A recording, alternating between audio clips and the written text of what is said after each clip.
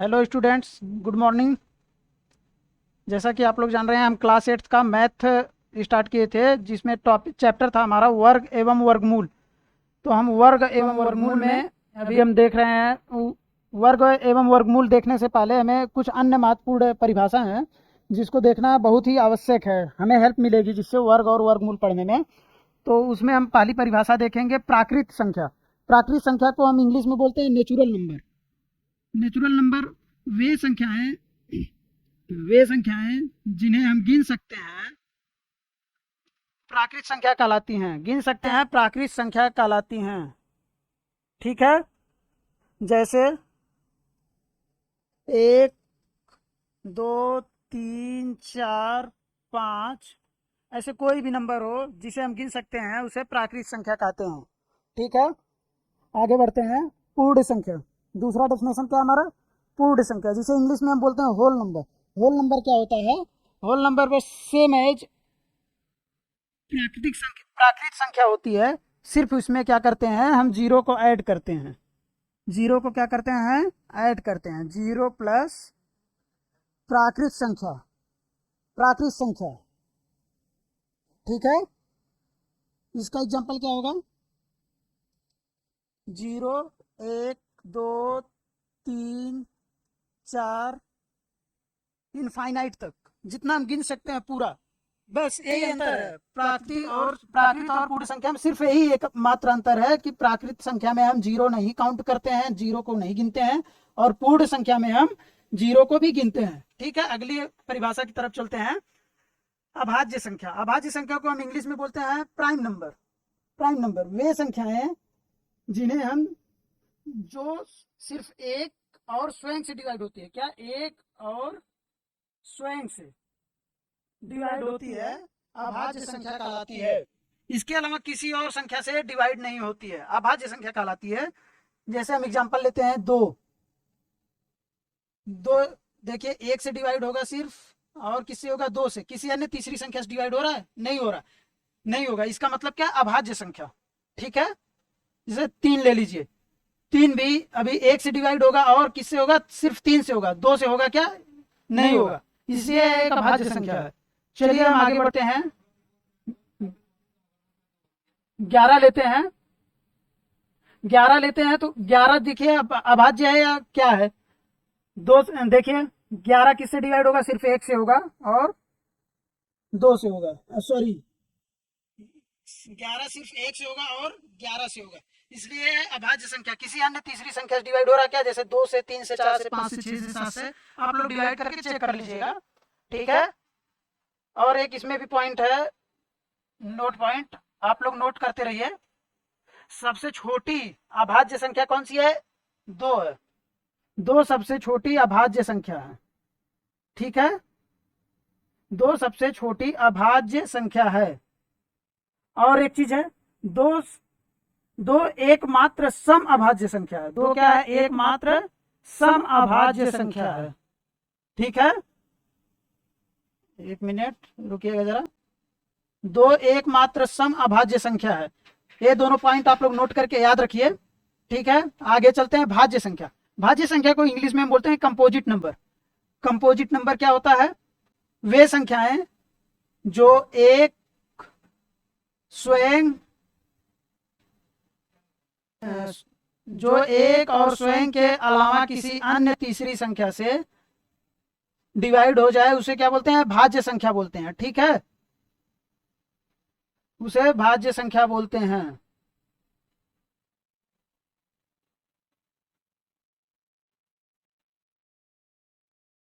जैसे एग्जांपल लेते हैं हम, चार। चार का कितना गुणनखंड होगा? एक। एक से डिवाइड होगा ही होगा। कोई भी संख्या होती है स्वयं से और एक से डिवाइड होती ही होती है। दो से भी डिवाइड हो जाएगा, दो दूनी के चार हो जाएगा। फिर यहाँ चार, इसके कितने गुणनखंड हो रहे हैं? तीन। हमें क्या पता है? तीन गुणनखंड है दो से अधिक संख्याओं से। एक और स्वयं के अलावा अगर किसी तीसरी संख्या से डिवाइड हो रही है, हो जाएगी संख्या, तो वो भाज्य संख्या कहलाएगी। वह तीसरी संख्या क्या है? कौन सी है? दो है। वह तीसरी संख्या क्या है? दो है। ठीक है। इसी प्रकार हम अगला एग्जांपल लेते हैं। मान लीजिए 6 ले लेते हैं। ठीक है। 6 देखिए किससे डिवाइड होगा? एक से होगा, दो से होगा, तीन से होगा, 6 से होगा। तो यहाँ तीसरी और चौथी दो संख्या मिल रही है, बस हमें मतलब क्या है, कितनी भी संख्या से डिवाइड होगी, सिर्फ एक और स्वयं मतलब दो संख्याओं से अधिक किसी भी तीसरी संख्या से डिवाइड होगी तो क्या कहलाएगी, भाज्य संख्या। जैसे यहाँ 2 और 3 से डिवाइड हो रहा है और भी, तो इसे क्या बोलेंगे, भाज्य संख्या। कोई थोड़ा सा बड़ा एग्जांपल ले लेते हैं, मान लीजिए 50 ले लेते हैं। 50 देखेंगे भाज्य संख्या है या अभाज्य है। 50 को हम डिवाइड करेंगे तो किससे किससे डिवाइड होगा, 1 से हो जाएगा, 2 से होगा क्या, नहीं होगा, 3 से नहीं होगा, 4 से नहीं होगा, 5 से हो जाएगा। एक मिनट सॉरी सॉरी, 1 से हो जाएगा, 2 से हो जाएगा, बाकी जो है 3 से नहीं होगा, 4 से नहीं होगा, 5 से हो जाएगा डिवाइड, 6 से नहीं होगा, 7 से नहीं होगा, 8 से नहीं होगा, लेकिन 9 से भी नहीं होगा। उसके बाद किससे होगा, 10 से हो जाएगा, 10 पचे 50। ठीक है, उसके बाद जो है किसी से नहीं होगा, 25 से होगा, बीच में किसी से नहीं होगा, 25 से होगा, 25 के बाद स्वयं यानी 50 से डिवाइड होगी। ठीक है, इसके भी कितने गुणनखंड हो रहे हैं, 1 2 3 4 5 6। इसके भी कितने गुणनखंड हो रहे हैं, 6। इसके भी 6 गुणनखंड हो रहे हैं। इसका मतलब क्या है, ये एक भाज्य संख्या, 50 एक क्या है, भाज्य संख्या है। ठीक है, हम आगे बढ़ते हैं। सम संख्या, देखो बच्चों सम संख्या क्या होती है, सम संख्या क्या होती है, सम संख्या वे संख्याएं होती हैं जो दो से क्या होती है, विभाजित हो जाती हैं। दो से विभाजित हो जाती हैं, सम संख्याएं कहलाती हैं। ठीक है, सम संख्या ये संख्या होती है जो दो से विभाजित हो जाए, सम संख्या कहलाती है। सम संख्या को पहचानने का एक और नियम है, इसको नोट कर लीजिएगा आप, नोट पॉइंट है, जिसके इकाई के स्थान पर जिस संख्या के चाहे कितनी भी बड़ी संख्या हो, इकाई के अंक पर 0 2 4 6 8 इन पांचों संख्याओं में से कोई एक संख्या, कोई एक संख्या हो तो क्या होगी संख्या, पूरी संख्या क्या होगी, सम संख्या होगी। ठीक है, समझ में आ रहा है आप लोगों को। जैसे एग्जांपल लेते हैं हम इसका, एग्जांपल लेते हैं 10। 10 2 से विभाजित होगा क्या, हाँ 2 पच्चे 10, हमें मालूम है जब हम 2 से डिवाइड करेंगे तो 5 बार में डिवाइड हो जाएगा। तो क्या है, 10 एक सम संख्या, 8 8 2 से डिवाइड हो रहा है क्या, 2 चौके 8, 8 भी डिवाइड हो रहा है, या ना, इसलिए 8 एक सम संख्या है। ठीक है, मान लीजिए 100 लेते हैं, हमें देख के पता चल रहा है इसके इकाई के स्थान पे क्या है, 0 है। हमें अभी क्या बताया है, जिसके अंत में 0 2 4 6 8 होगा वह एक सम संख्या होगी। अभी डिवाइड करके चेक करेंगे तो 2 से डिवाइड करेंगे तो कितना हो जाएगा, 50 बार में डिवाइड हो जाएगा। ठीक है, इसलिए 100 भी एक क्या है, सम संख्या है। आगे बढ़ते हैं हम लोग, विषम संख्या। विषम संख्या क्या होती है, सम संख्या की उल्टी विषम संख्या होती है। सम संख्या क्या है, जो 2 से विभाजित हो जाए, सम संख्या कहलाती है। और विषम संख्या वह होती है जो 2 से विभाजित ना हो। और विषम संख्या को हम इंग्लिश में बोलते हैं ऑड नंबर। क्या बोलते हैं, ऑड नंबर बोलते हैं, ऑड नंबर। ठीक है, 2 से विभाजित ना हो, विभाजित ना हो, विभाजित ना हो। अभी लेते हैं 3। 3 विभाजित हो रही है क्या, 2 से नहीं होगी, इसमें शेष बच जाएगा। पूर्णतः विभाजित होनी चाहिए, 2 से पूर्णतः विभाजित जो होगी वह सम होगी, जो पूर्णतः विभाजित नहीं होगी वो विषम होगी। इसमें शेष बच जाएगा 1, इसलिए विभाजित नहीं हो रही है, इसलिए क्या है, विषम संख्या है। मान लीजिए 5, 5 2 से डिवाइड होगा क्या, नहीं होगा, 2 दूनी के 4, 1 बच जाएगा, यहाँ 2 बार जाएगा तो 1 शेष बचेगा। शेष जिसमें बच जाएगा 2 से डिवाइड करने पे वह क्या होगी, विषम संख्या होगी। ठीक है, तो 5 भी क्या है, एक विषम संख्या है। इसी तरह हम अगर ले लेते हैं 17।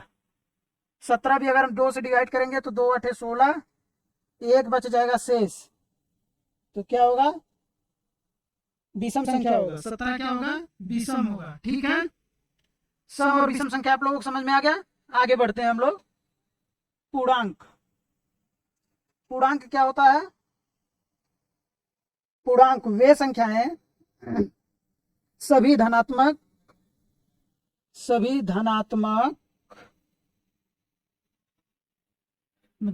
धनात्मक संख्याओं ऋणात्मक संख्याओं एवं शून्य शून्य के समूह को शून्य के समूह को पूर्णांक कहते हैं। ठीक है, सभी धनात्मक संख्याओं, ऋणात्मक संख्याओं एवं शून्य के समूह को क्या बोलते हैं? पूर्णांक बोलते हैं। जैसे एग्जांपल लेते हैं, यहाँ 0 हो गया नंबर लाइन पर, 1 2 3 4, ऐसे चलते चले जाएंगे इनफाइनाइट तक। ठीक है, यहाँ हो जाएगा -1 -2 -3 -4, यहाँ भी चलते चलते चले जाएंगे इनफाइनाइट तक। ठीक है, समझ में आ गया? कोई भी संख्या जितनी संख्याएं हैं दुनिया में, सभी संख्याओं को क्या बोलते हैं? पूर्णांक बोलते हैं। क्या बोलते हैं? पूर्णांक। पूर्णांक संख्या का एक रूल होता है, वह भिन्न नहीं हो सकती। वह क्या होती है? भिन्न के रूप में नहीं हो सकती है। भिन्न के रूप में नहीं हो सकती है। रूप में नहीं हो सकती है, नहीं हो सकती।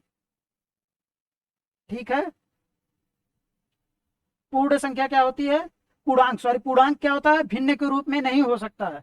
जैसे कि 2/5, 3/4, ऐसा कुछ भी भिन्न के रूप में नहीं होगा। पूर्णांक पूरा अपने आप में क्या होता है? पूर्णांक, नाम से ही पता चला, पूर्णांक मतलब पूरा। क्या हो रहा है? पूरा। पूर्णांक मतलब पूरा, इसलिए भिन्न के रूप में नहीं होगा। ठीक है, आगे बढ़ते हैं। पूर्ण वर्ग संख्याएं क्या होती हैं? पूर्ण वर्ग संख्याएं वे संख्याएं होती हैं किसी पूर्णांक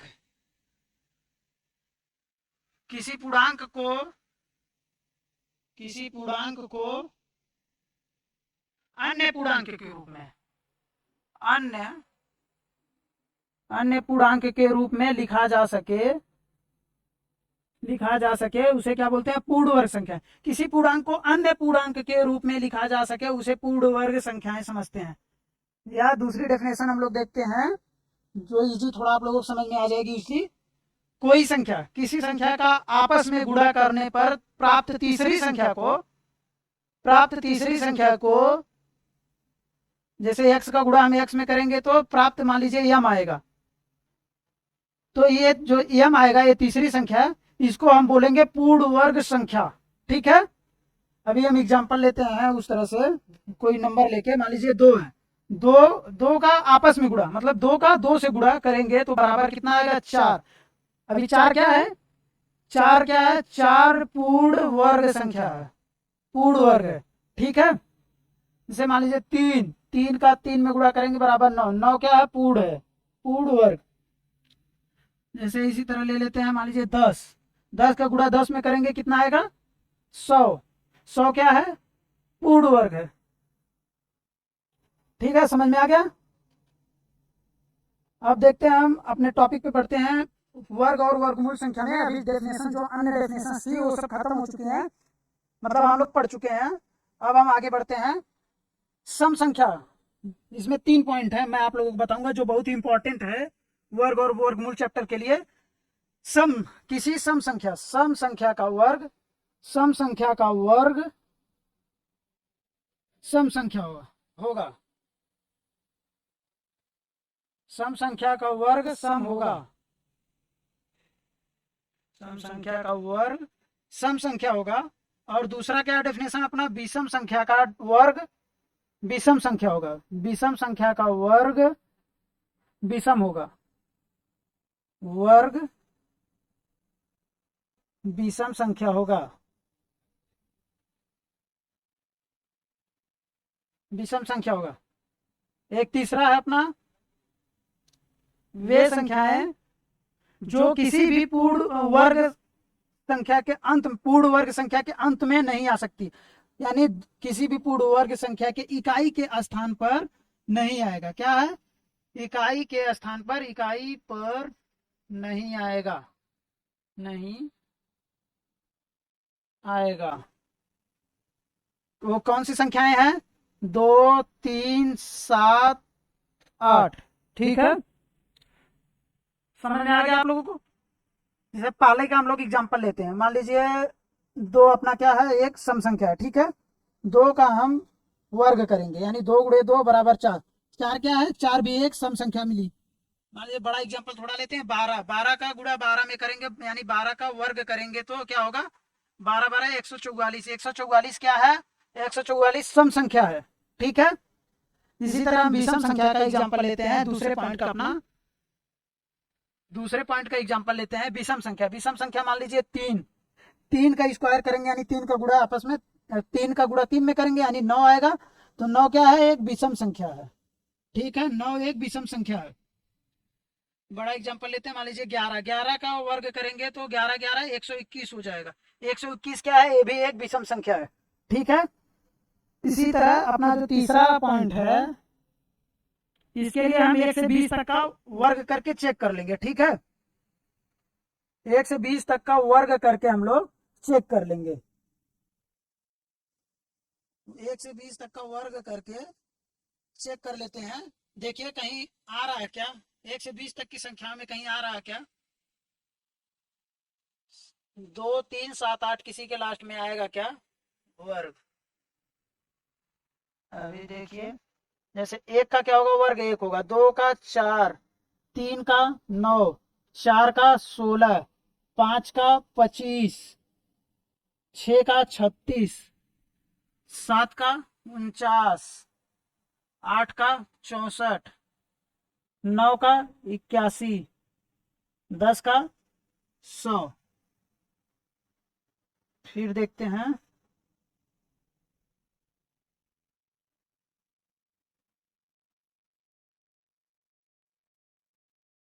फिर हम देखते हैं 11 से, 11 कितना होगा, 121, 12 का 144, 13 का कितना होगा, 169, 169, 14 का क्या होगा, 196, 15 का क्या होगा, 225, 16 का क्या होगा, 16 का होगा, सॉरी